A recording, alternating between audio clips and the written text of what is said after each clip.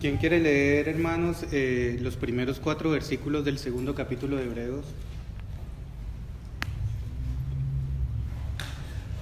Por tanto, es necesario que con más diligencia atendamos a las cosas que hemos oído, no sea que nos deslicemos. Porque si la palabra dicha por medio de los ángeles fue firme, y toda transgresión y desobediencia recibió justa retribución, ¿cómo escaparemos nosotros si descuidamos una salvación tan grande, la cual, habiendo sido anunciada primeramente por el Señor, nos fue confirmada por los obreros, testificando Dios juntamente con ellos, con señales y prodigios y diversos milagros y repartimientos del Espíritu Santo según su voluntad? Amén. Vamos a orar otra vez, hermano. Padre Celestial, te damos gracias en este día por tu inmenso amor y tu misericordia.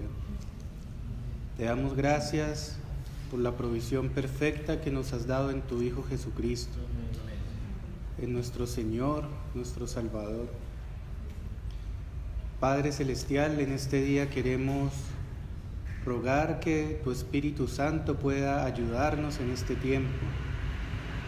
Pedimos el socorro del Espíritu Santo, Señor, para que tú puedas hablarnos en este día, para que tu palabra, Señor, pueda llegar a lo más profundo de nuestros corazones, que tú puedas mostrarnos, Señor, tu verdad, que tú puedas hablarnos, que tú puedas en este día, Señor, darnos una porción más para nuestra vida, que esta palabra no sea muerta, sino que esta palabra, que es viva y eficaz, pueda penetrar hasta lo más profundo de nuestro corazón. Te lo pedimos, Padre, en el nombre de tu Hijo Jesucristo. Amén. Vamos a leer una vez más, hermanos, estos 4 versículos, porque dice: por tanto, es necesario que con más diligencia atendamos a las cosas que hemos oído, no sea que nos deslicemos. Porque si la palabra dicha por medio de los ángeles fue firme, y toda transgresión y desobediencia recibió justa retribución, ¿cómo escaparemos nosotros si descuidamos una salvación tan grande, la cual, habiendo sido anunciada primeramente por el Señor, nos fue confirmada por los que oyeron, testificando Dios juntamente con ellos con señales y prodigios y diversos milagros y repartimientos del Espíritu Santo según su voluntad? Amén. Hermanos, hoy quisiera que meditáramos un poco acerca de lo que dice aquí en estos primeros versículos del segundo capítulo de Hebreos respecto a la salvación, ¿sí? Porque dice: ¿cómo escaparemos nosotros si descuidamos una salvación tan grande? Nosotros hoy hemos tenido la oportunidad de hacer memoria de nuestro Señor Jesucristo, de recordarle una vez más, ¿cierto?, de esa obra tan perfecta y tan preciosa, y que a nosotros nos ha alcanzado. Pero muchas veces, hermanos, quizá por el día a día o por el tiempo que va pasando, nosotros podemos caer en una cotidianidad y de pronto olvidarnos acerca de ese fundamento tan precioso que es la salvación que nuestro Señor Jesucristo nos ha provisto, y quizá podemos nosotros caer en el peligro de entrar en simplemente una cristiandad que es una tradición o es un hábito, ¿cierto? Venir cada fin de semana a la reunión, ver a los hermanos de vez en cuando, tener ciertas formas, ciertas cosas que hacemos nosotros que hacen parte, digamos, del vivir cristiano, pero quizá puede ser que para algunos de nosotros, por el tiempo que va pasando, esto se vuelve una costumbre, ¿cierto? Hay siempre un peligro latente de que nosotros nos olvidemos acerca del fundamento de nuestra fe. Y también, hermanos, yo creo que es necesario siempre recordarlo, porque hoy en día, pues nosotros estamos expuestos a un mundo que día a día está mostrando cada vez más una cara de maldad mucho más evidente. Ya no es quizá como tan escondidos los mensajes que antes veíamos, sino que hoy en día es explícito. E incluso hay personas que dicen acerca de Dios, pero ¿por qué Dios tuvo que dar a su Hijo? ¿Será que no era suficiente con que Dios perdonara los pecados del mundo y ya? ¿Por qué era necesario la muerte de Jesucristo?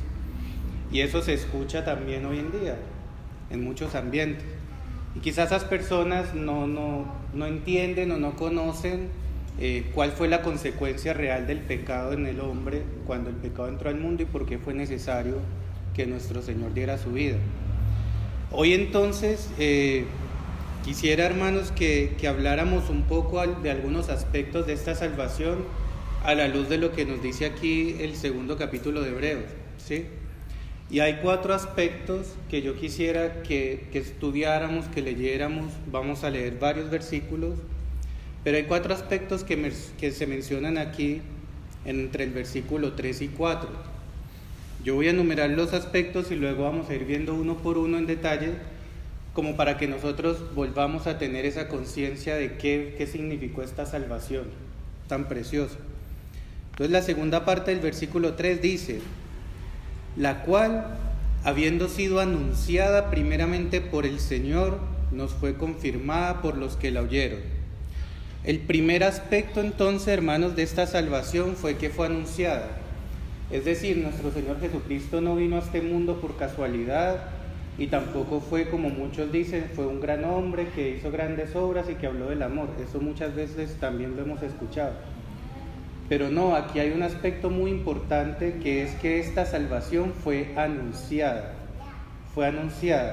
Y luego dice, y nos fue confirmada por los que la oyeron. O sea que el segundo aspecto de la salvación de nuestro Señor Jesucristo fue que fue confirmada por los que la oyeron. Y luego tenemos, testificando Dios juntamente con ellos, con señales y prodigios y diversos milagros. Es decir que el tercer aspecto entonces, según aquí lo que nos dice Hebreos de esta salvación, es que fue testificada por Dios mismo. Es decir, fue anunciada, fue confirmada, fue testificada por Dios y finalmente dice, y repartimiento del Espíritu Santo según su voluntad. Es decir que entonces esta salvación también fue experimentada por medio del Espíritu Santo entre quienes oyeron acerca de esta salvación. Entonces vamos a empezar con el primer aspecto, que es que fue anunciada. Y para eso vamos a leer varios versículos. Alguien por favor que busque en Primera de Pedro capítulo 1, de los versículos 9 al 12. Y otra persona que busque Jeremías 31, del 33 al 34. Otra persona que tenga por ahí preparado a Marcos 1, del 14 al 15. Y finalmente otra persona que pueda buscar Efesios 2, del 20 al 22. Obteniendo el fin de vuestra fe, que es la salvación de vuestras almas.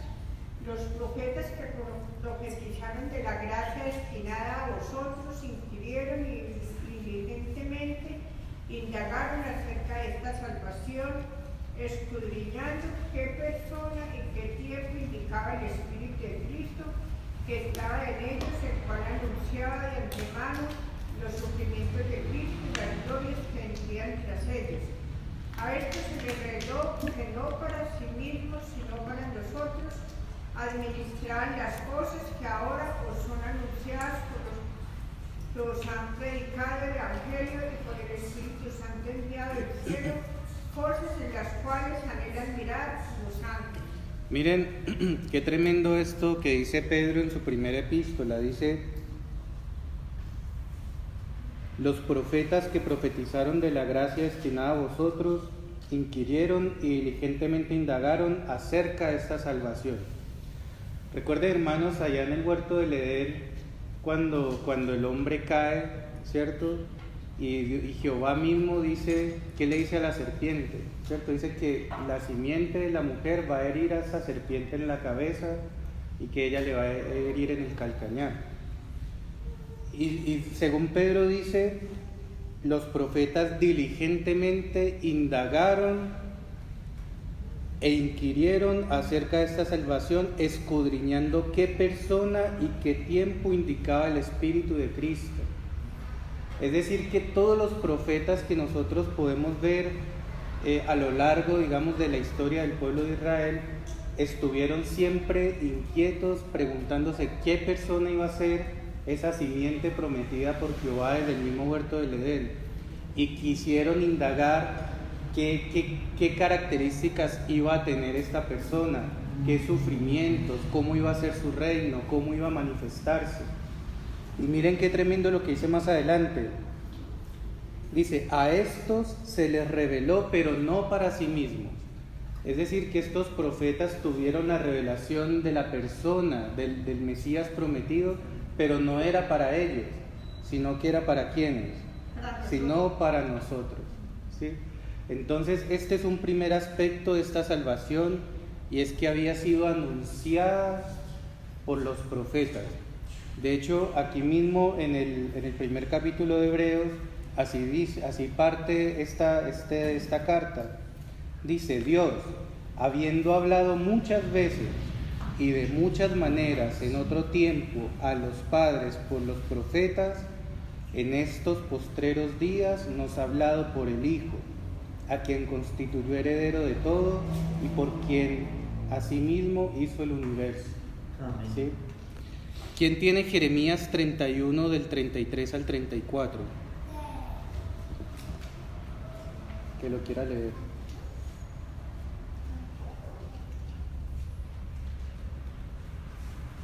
Lo voy a leer yo. Dice, pero este es el pacto que haré con la casa de Israel después de aquellos días, dice Jehová. Daré mi ley en su mente y la escribiré en su corazón.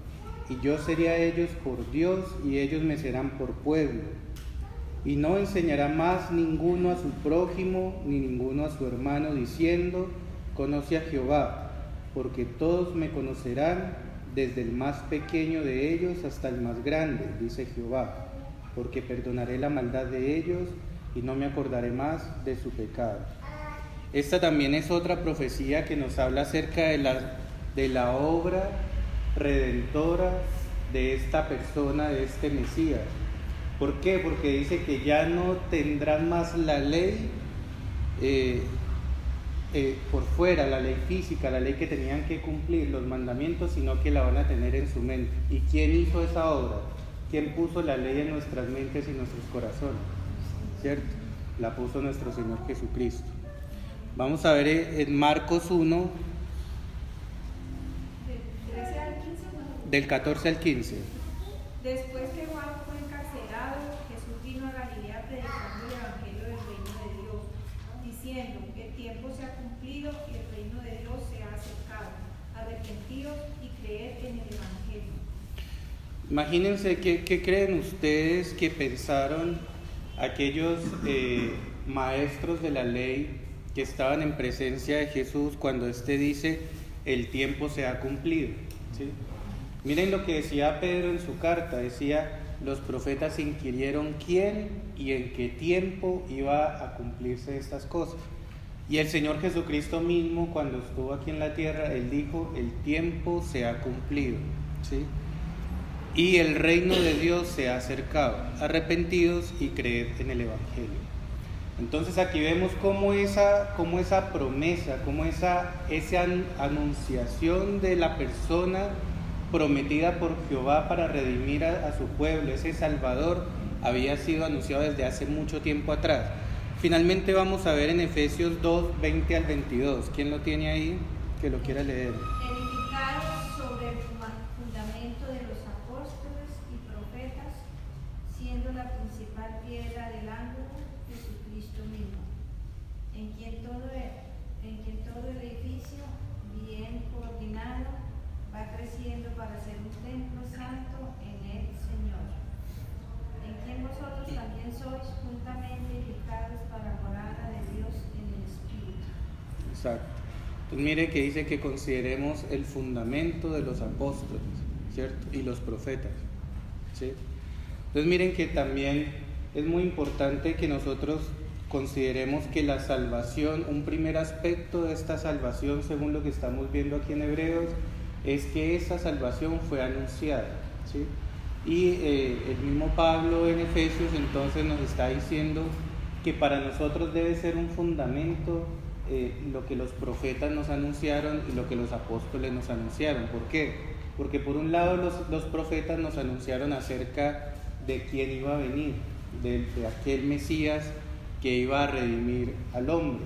Y por otro lado los apóstoles nos hablan acerca del Evangelio, de esa persona que fue Jesucristo, quien cuando vino a la tierra dijo: el tiempo ha llegado, ¿cierto? El tiempo se ha cumplido.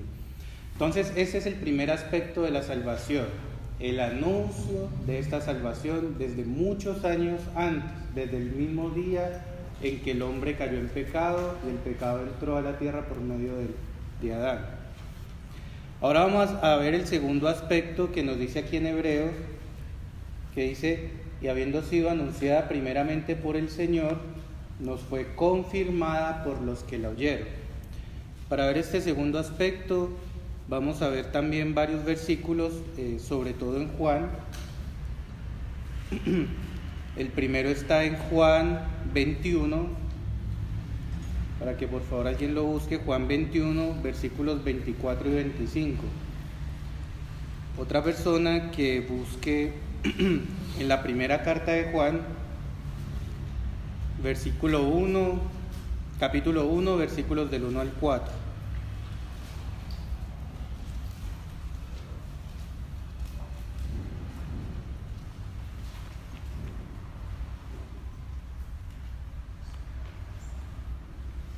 Listo. ¿Quién puede leer entonces Juan 21, 24 y 25? Es el discípulo que da testimonio de estas cosas y escribió estas cosas, y sabemos que su testimonio es verdadero. Y hay también otras muchas cosas que hizo Jesús, las cuales si se escribieran una por una, pienso que ni aún en el mundo cabrían los libros que se habrían de escribir. Amén. ¿Quién puede leer primera de Juan 1? Lo que era desde el principio, lo que hemos oído, lo que hemos visto con nuestros ojos, lo que hemos contemplado y palpado nuestras manos, tocante al verbo de Dios. Hasta el 4. Porque la vida fue manifestada y la hemos visto, y testificamos y os anunciamos la vida eterna, la cual estaba con el Padre y se nos manifestó. Lo que hemos visto y oído, eso os anunciamos, para que también vosotros tengáis comunión con nosotros. Y nuestra comunión verdaderamente es con el Padre y con su Hijo Jesucristo. Estas cosas os escribimos, para que vuestro gozo sea cumplido. Listo. Miren que Juan es el discípulo amado, ¿cierto? En el Evangelio de Juan, al final, él dice: y el discípulo que él amaba, y se refería a él mismo. Y Juan nos da una muestra muy clara, tanto en el Evangelio como en sus cartas, de que ellos son testigos, dan testimonio de lo que aconteció, de quién es Jesucristo. Y yo voy a leer unos versículos que también están en Juan, para que veamos algo muy particular de nuestro Señor. Dice: y volviéndose Jesús, y viendo que le seguían, les dijo: ¿qué buscáis? Ellos le dijeron: Rabí, que traducido es maestro, ¿dónde moras? Les dijo: venid y ved. Fueron y vieron dónde moraba, y se quedaron con él aquel día, porque era como la hora 10. Y más adelante dice: Natanael le dijo, cuando cuando se presentaron a Natanael le dijo: ¿de Nazaret puede salir algo bueno? Le dijo Felipe: ven y ve. Miren que hay algo muy particular de la forma en que el Señor Jesús llama a sus discípulos.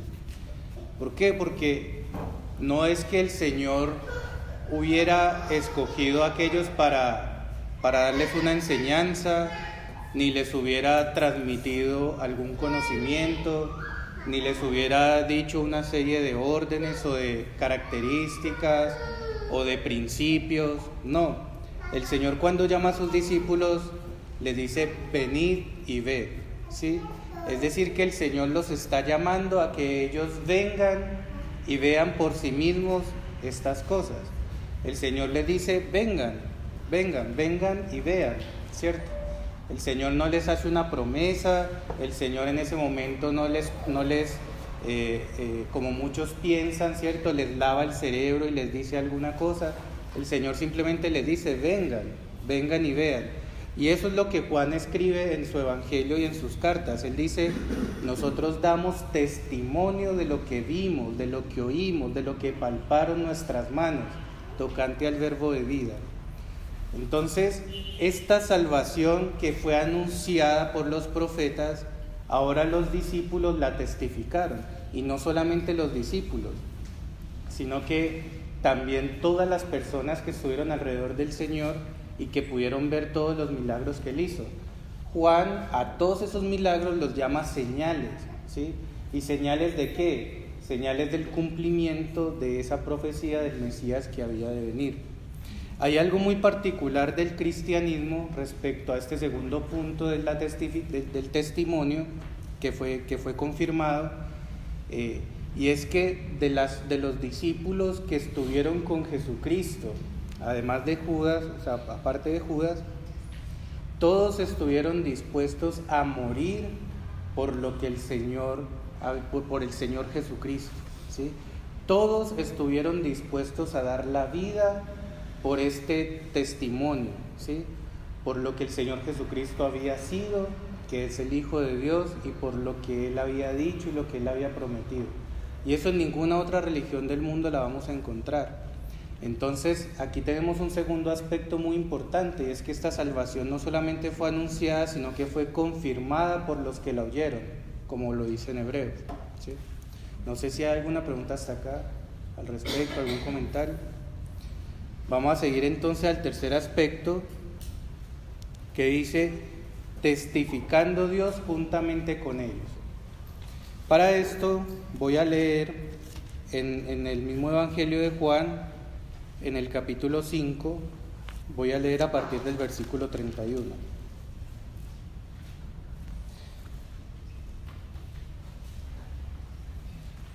Dice, aquí está el Señor Jesucristo confrontando a unos fariseos que le estaban cuestionando acerca de quién era Él.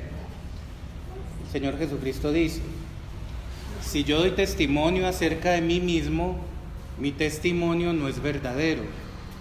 Otro es el que da testimonio acerca de mí, y sé que el testimonio que da de mí es verdadero. Vosotros enviasteis mensajeros a Juan y él dio testimonio de la verdad. Pero yo no recibo testimonio de hombre alguno, mas digo esto para que vosotros seáis salvos. Él era antorcha que ardía y alumbraba, y vosotros quisisteis regocijaros por un tiempo en su luz. Mas yo tengo mayor testimonio que el de Juan. Y aquí es clave porque menciona tres aspectos. Dice, porque las obras que el Padre me dio para que cumpliese, las mismas obras que yo hago dan testimonio de mí, y que el Padre me ha enviado. También el Padre que me envió da testimonio de mí. Nunca habéis oído su voz, ni habéis visto su aspecto, ni tenéis su palabra morando en vosotros, porque a quien Él envió vosotros no creéis. Escudriñad las Escrituras, porque a vosotros os parece que en ellas tenéis la vida eterna, y ellas son las que dan testimonio de mí. Entonces miren que hay tres aspectos aquí. Uno, el Señor Jesucristo dice, las obras que el Padre me dio para que hiciese, esas obras dan testimonio de mí. ¿Y cuáles son esas obras? ¿Cuáles fueron las obras que el Señor Jesucristo hizo mientras estuvo aquí en la tierra? Hizo muchos milagros, ¿cierto? Hizo muchos prodigios, hizo cosas que nadie nunca había visto y que maravillaban a las personas. Cuando alimentó a la multitud con los panes y los peces, dice que las personas lo seguían y les decían que querían más de esa comida. Entonces esos testimonios, esas obras que el Señor que el Padre le dio al Señor Jesucristo para que hiciese son las obras que dan testimonio de Él, ¿cierto? Y lo segundo que dice es que el Padre mismo da testimonio de mí. Dice, nunca habéis oído su voz ni habéis visto su aspecto. Y para eso vamos a ver en Segunda de Pedro, el primero que lo encuentre lo lee. Segunda de Pedro 1, 17.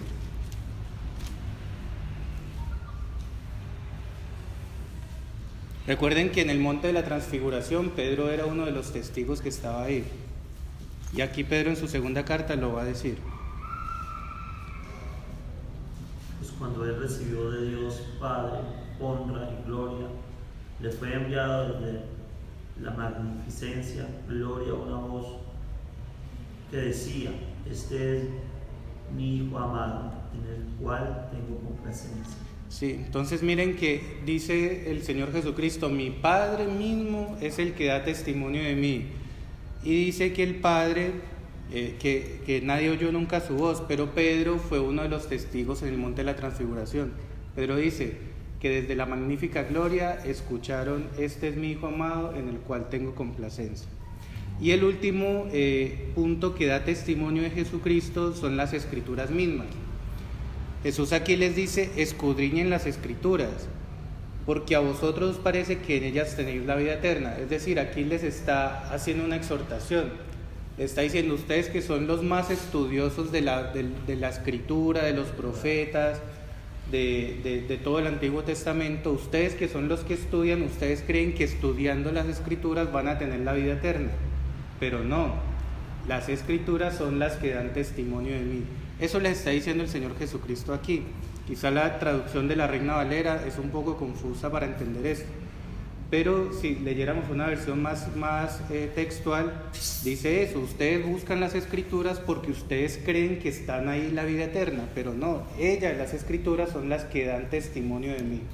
Entonces el Señor dice, esta salvación ha sido testificada por Dios mediante 3 aspectos. Uno, a ver si se acuerdan,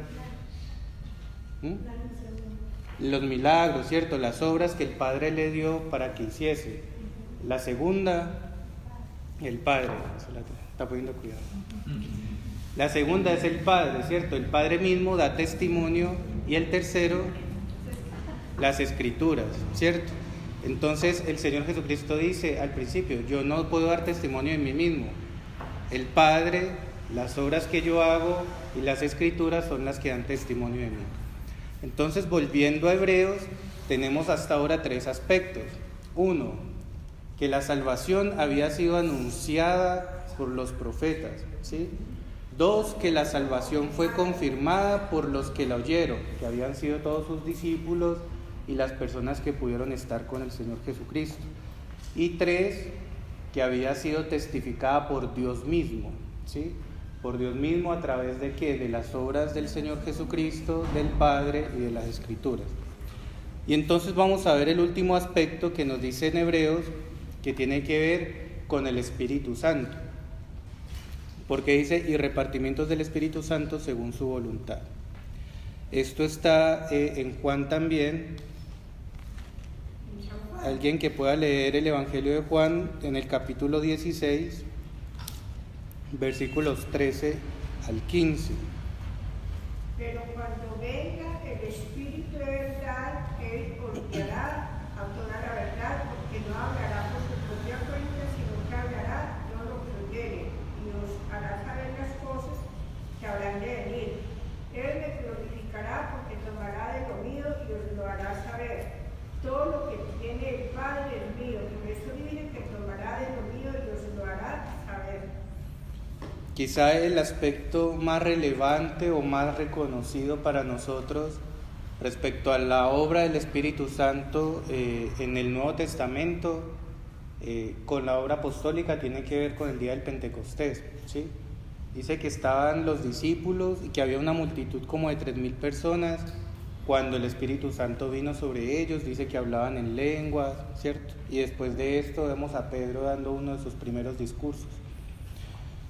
Entonces, el Señor Jesucristo aquí en el capítulo 16 está con sus discípulos y está ya en las últimas horas, ¿cierto? Esta es la última oración que el Señor tiene con ellos y es muy preciosa, tiene muchas promesas y muchos aspectos para con sus discípulos. Y en este punto dice, pero cuando venga el Espíritu de verdad, Él los guiará a toda verdad, ¿sí?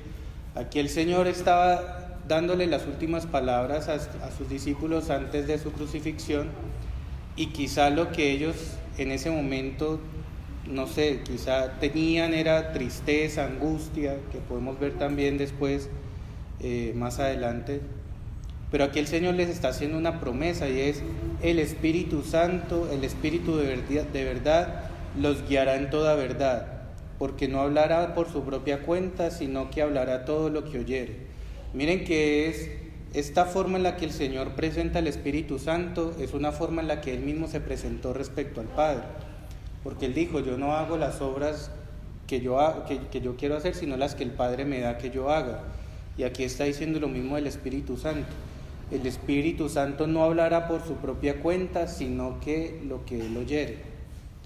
Y de esta forma entonces el Señor está haciendo partícipe a sus discípulos por medio del Espíritu Santo en esta salvación tan grande. Entonces, hermanos, para concluir, podríamos decir que esta salvación de la cual nos habla al principio el libro de Hebreos, el autor dice, ¿cómo nosotros escaparemos de esto? O sea, si nosotros no cuidamos esta salvación tan grande, ¿cómo podremos escapar? Y lo que nos empieza a mostrar es por qué es una salvación tan grande. Nosotros, no sé si ustedes han hecho el ejercicio de cuestionarse en algún momento por qué será que esta salvación es tan grande, por qué es tan precioso esto. Y lo que yo les decía al principio, a veces nosotros quizás nos olvidamos del día en que nosotros conocimos por primera vez realmente al Señor Jesucristo. Quizás nosotros nos olvidamos del momento en el que el Señor se reveló a nuestras vidas y transformó nuestras vidas. Y esa es esa salvación tan grande. Es una salvación que fue anunciada, que fue confirmada, que fue testificada por Dios mismo, y que no solamente eso, sino que nosotros también somos parte de esa salvación y podemos experimentarla por medio del Espíritu Santo. Como dice Juan en su primer evangelio, dice, estas cosas les escribimos para que vuestra comunión sea con nosotros y nuestra comunión es con el Padre. Es decir que por medio del Espíritu Santo nosotros podemos experimentar esa comunión perfecta con nuestro Señor. Qué tremenda es esta salvación, que no solamente nos limpia, nos perdona, nos quita toda culpa, ¿cierto? Paga todas nuestras deudas, sino que también nos hace partícipes de la comunión con nuestro Padre por medio del Señor Jesucristo. Entonces, hermanos, la invitación es que, así como dice Hebreos, dice, por tanto es necesario que con más diligencia atendamos las cosas que hemos oído, no sea que nos deslicemos, porque si la palabra dicha por medio de los ángeles fue firme, y toda transgresión y desobediencia recibió justa retribución, ¿cómo escaparemos nosotros si descuidamos esta salvación tan grande? ¿Sí? Así que el Señor nos ayude a meditar en esto, a recordar lo grandioso, lo tremenda, lo inmensa de esta salvación, que valoremos y apreciemos cada día esa obra tan maravillosa que hizo el Señor Jesucristo en favor nuestro, porque nos incluyó por pura misericordia, y que como dice ahí, no nos deslicemos, no nos olvidemos de esto, sino que incluso hoy día, por ejemplo, que tomamos del pan y de la sangre de nuestro Señor Jesucristo, el fruto de la vid, nosotros seamos conscientes de por qué lo hacemos, por qué estamos nosotros aquí hoy, ¿cierto? Nosotros estamos aquí porque creemos que tenemos a un Salvador grandioso, ¿sí? Estamos aquí porque creemos en que nuestro Señor Jesucristo fue anunciado, fue confirmado, fue testificado, y el Espíritu Santo nos ha revelado todas estas cosas. Así que el Señor nos nos enseñe y nos lleve a meditar en esto. Amén. Gracias, Señor.